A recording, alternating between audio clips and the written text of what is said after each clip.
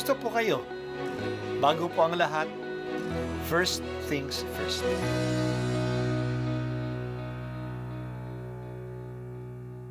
Good morning po. Sinisimulan po natin ngayon ang first things first. At dito po, tinatalakay natin sa unang bahagi ng umaga natin ay ang first readings na binabasa po sa banal na misa. Ito pong tinatalakay natin kasi madalas po kasi marami na tayong alam tungkol sa gospel readings. Pero konti po ang nagsasalita sa first readings. Pero ang first readings, bahagi din po yan ng Biblia, ng banal na kasulatan. Kaya susubaybayan po natin ang mga first readings, basahin po natin at kuminsan kailangan ng basahin ng 2 o 3 beses bago maintindihan kasi hindi po tayo familiar sa mga istorya at sa mga kaisipan na tinatalakay dito. Ang pagbasa mula sa aklat ni Propeta Ezekiel. Ito ang ipinasasabi ng Panginoon. Titipunin ko ang mga Israelita mula sa mga dakong kinatapunan nila upang ibalik sila sa sarili nilang bayan. Sila'y pag-iisahin ko na lamang. Isa lamang ang magiging hari nila. Hindi na sila mahahati. Sila'y gagawin kong isa na lamang kaharian. Hindi na sila sasamba sa Diyos-Diyosan ni gagawa ng kasuklam-suklam na mga bagay o anumang paglabag. Hindi na sila tatalikod sa akin. Lilinisin ko sila. Sila ang magiging bayan ko at ako ang magiging Diyos nila. Isang tulad ng lingkod kong si David ang magiging hari nila. Susundin na nilang mabuti ang aking mga utos at tuntunin. Sila'y doon na maninirahan sa lupaing titirhan ng kanilang mga ninuno, sa lupaing ibinigay ko kay Jacob. Sila at ang kanilang mga anak at magiging anak ng mga anak ay doon mananatili habang panahon. Isang haring tulad ni David na aking lingkod ang magiging pinuno nila magpakailanman. Gagawa ako ng isang tipan sa kanila. Ito ay tipan ng kapayapaan at mamamalagi magpakailanman. Pagpapalain ko sila at pararamihin. Itatayo ko sa kalagitnaan nila ang aking templo. Ako'y mananatiling kasama nila magpakailanman. Ako ang magiging Diyos nila. Sila ay magiging bayan ko.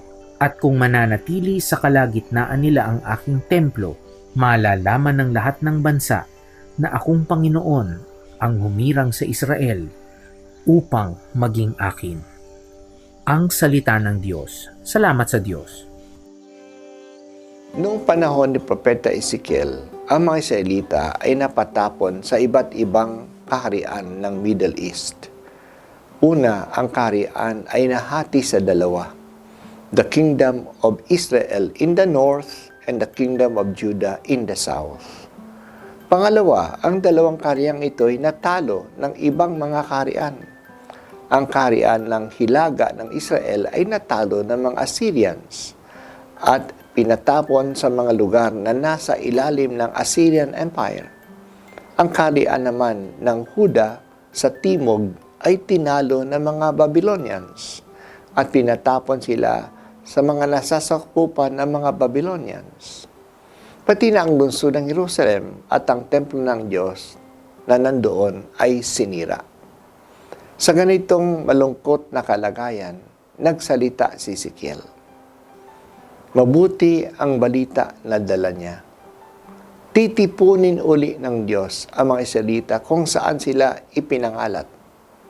Ibabalik uli sila sa kanilang lupain at hindi na magkakaroon ng dalawang kaharian. Magkakaisa na lang sila at pamunuan sila ng isang hari na kasing galing ni Haring David. At hindi lang kasing galing, mas magaling pa nga. Mananatili sila sa lupain ng Kanaan na ipinangako sa kanilang mga ninuno. Paparamihin sila ng Diyos at mamumuhay sila ng mapayapa. Mananatili ang Diyos sa piling nila at kikilalanin silang banal na lahi ng lahat ng mga bansa kapag ang kanilang templo ay naitayo na muli. Sa pamamagitan ng mga pahayag na katulad nito, pinatingala ng propeta ang mga tao na huwag mawalan ng pag-asa. Ang kanilang paghihirap ay pansamantala lamang. Patuloy pa ang pagtakbo ng kanilang kasaysayan at ito'y mauuwi sa kaligtasan. Iaangat uli ng Diyos ang kanilang bayan. Hindi tinatago ng propeta ang kahirapan at kasawian na kanilang dinadaanan, pero hinihikayat sila na patuloy na manalig. God will restore them. Sa gitna ng malalim na gabi, akala natin ganito na palagi na hindi na magliliwanag. Pag tayo'y nakakaranas ng matinding hapdi, akala natin na wala ng lunas. Ganun din ang nararanasan natin sa ating buhay. Sa mga sunod-sunod na kabiguan o kahirapan, parang hindi na tayo makakaahon. Oo nga, siguro hindi na tayo makakaahon kung aasa lamang tayo sa ating sarili. Maring sabihin natin na ginawa ko na ang lahat ng paraan. Wala pa nang nangyari. Pero may Diyos tayo. Siya ang maniligtas. Hindi lingid sa Kanya ang nangyayari sa atin. Tumingala tayo sa Kanya. Mahal niya tayo. Hindi niya tayo pababayaan. Yan ang assurance sa atin ng Diyos na nagbigay ng Kanyang kaisa-isang anak sa atin. Yan ang assurance ng Diyos na nag-alay ng sariling buhay niya sa atin. Kumapit tayo sa Kanya. Hindi niya tayo pababayaan. O Diyos, palakasin mo ang aming pag-asa na nakasalalay hindi sa aming galing, kundi sa iyong pag-ibig sa amin. Oo, O Diyos, ang aming pananampalataya sa iyo ay hindi lang mayroong Diyos, kundi may Diyos na nagmamahal sa amin at maaasahan namin. Amen.